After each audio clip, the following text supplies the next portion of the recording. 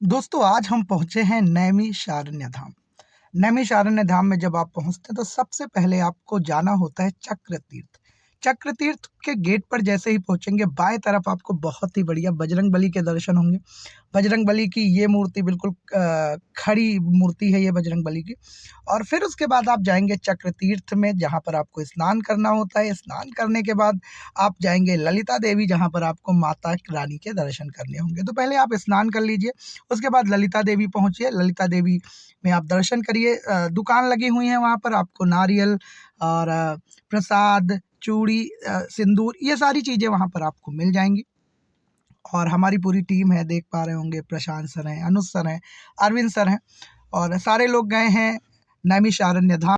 कहा जाता है कि जो नैमिषारण्य धाम है, ये शौनक ऋषि के उस तप से उन्होंने एक तपस्या करी थी, जिससे प्रसन्न होके विष्णु जी ने उन्हें एक चक्र दिया और कहा कि ये चक्र की नेमी जहाँ पर गिर जाएगा वो स्थान पवित्र हो जाएगा। और हिंदुओं का सबसे पवित्र स्थान है नैमिषारण्य। से कहीं पर भी आप अगर तीर्थ पे जाते हैं तो सबसे पहले आपको नैमिषारण्य जाना होता है।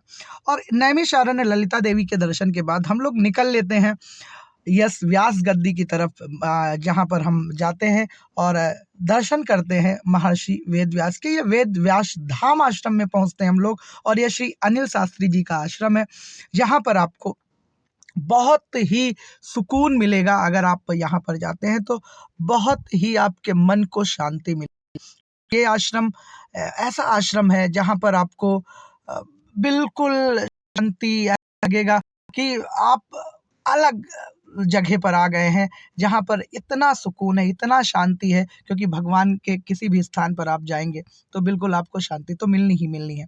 और हम लोग फाइनल पहुँच जाते हैं वेद व्यास धाम, जहाँ पर श्री अनिल शास्त्री जी का आश्रम है। और जहाँ पर जैसे ही आपके कई सारे गेट है, गेट नंबर 1, गेट नंबर 2, प्रवेश के लिए आपको गेट नंबर 2 से जाना होता है, लेकिन हम लोग गेट नंबर 1 से जाते हैं।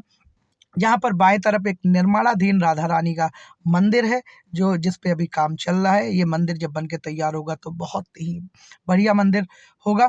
और फिर हम व्यास गद्दी की तरफ पहुँचते हैं, जहाँ पर हम वेद व्यास जी के दर्शन करते हैं, जहाँ पर प्रशांत जी और अरविंद जी और हमारे अनुज जी, तीनों लोग हैं जिनके साथ हम गए थे इस धाम पर। और फिर आपको बढ़िया सी जगह मिलेगी, जहाँ पर आपको ये देखने को मिले साल पर 2 साल से लगातार हवन का कार्यक्रम चल रहा है, कि मात्र दर्शन से ही आपको बहुत बल मिलेगा कि ऐसे भी अनुष्ठान है हमारे इस समाज में, जो समाज के लिए बहुत ही अच्छे हैं। तो यहाँ पर एक गैलरी है जिससे आप दर्शन कर सकते हैं, जहाँ पर 2 साल लगातार अनवरत हमारे जो पुरोहित हैं, हमारे जो संत हैं, हमारे जो पंडित हैं, वो बिल्कुल इस कार्यक्रम को आगे बढ़ा रहे हैं। लगातार 2 साल से ये हवन चल रहा है और अद्भुत है, अद्भुत है। जहाँ पर आप दर्शन करेंगे तो अद्भुत है। और फिर हम लोग निकल लेते हैं आगे की तरफ और पूरा दर्शन करके आते हैं। ये कम से कम 100 से 200 मीटर की दूरी है, जहाँ पर आप पूरा घूम के आएंगे। और बीच में आपको माता रानी के दर्शन भी मिल जाएंगे, दुर्गा मैया हैं और कई भगवान हैं वहाँ पर। और फिर उसके बाद अगर पीछे की तरफ जाएंगे तो आपको भोजनशाला मिलेगी। भोजनशाला में आपको अगर प्रसाद ग्रहण करना है तो 1 बजे पहुँचे, क्योंकि 1 बजे भोजन प्रसाद शुरू होता है। 1 बजे आपको भोजन प्रसाद मिलेगा।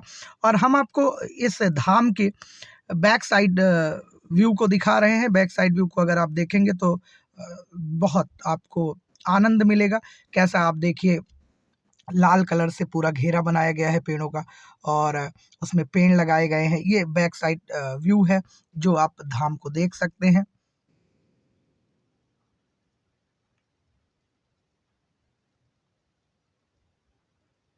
ये वो जगह है जहाँ पर हवन होता है। 2 साल लगातार 2 साल से हवन चल रहा है, और ये हमारे पुरोहित लोग प्रसाद ग्रहण करके अब अपनी हवनशाला की तरफ बढ़ रहे हैं। और हमें भोजन प्रसाद के लिए थोड़ा-सा आगे जाना पड़ेगा। हम लोग अपने कदमों से, देखिए, ये सारे लोग, हमारी टीम बिल्कुल तैयार है, मुँह हाथ धुलकर एकदम भोजन प्रसाद की तरफ बढ़ते हुए। पुरोहित जी, और पुरोहित जी से हम जय श्री राम करते हुए और आगे चलते हैं, पुरोहित जी, दूसरे पुरोहित मिलते हैं और ये जय श्री राधे, जय श्री राधे, जय श्री राधे सबसे करते हुए आगे बढ़ते हैं। और आगे बढ़ते हैं हम भोजनशाला की तरफ, जहाँ पर हमको भोजन करना है, प्रसाद ग्रहण करना है। और सारे पुरोहित आते हुए, क्योंकि ये 1 बजे का जो समय होता है भोजन प्रसाद का समय होता है, ये वो शाला है भोजनशाला जहाँ पर रोज लगभग 600 से 700 लोगों का भोजन प्रसाद तैयार होता है। देव भोजनालय इस तरीके से नाम रखे गए हैं इस भोजनशाला में। अब पुनः वेद व्यास आश्रम से हम लोग निकल चुके हैं और अब लखनऊ की तरफ प्रस्थान होगा हम लोगों का। और देख पा रहे हैं आप यहाँ पर कि ये वेद व्यास जी का आश्रम है, ये गेट है जहाँ से हम लोग प्रवेश किए थे और अब यहीं से जा रहे हैं। और बोलो वेद व्यास महाराज की जय।